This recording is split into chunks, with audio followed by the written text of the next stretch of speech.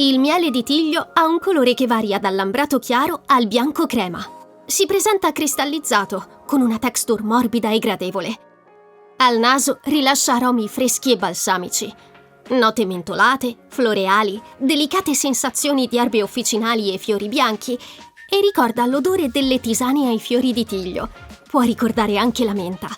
Il sapore è dolce e piacevolmente aromatico, con una freschezza naturale che richiama gli aromi balsamici percepiti al naso, armonico e pulito. Ideale nelle tisane e nelle infusioni, ottimo con yogurt e frutta fresca, perfetto abbinato a formaggi morbidi, a piatti con erbe aromatiche o come tocco aromatico nelle macedonie e nelle colazioni leggere.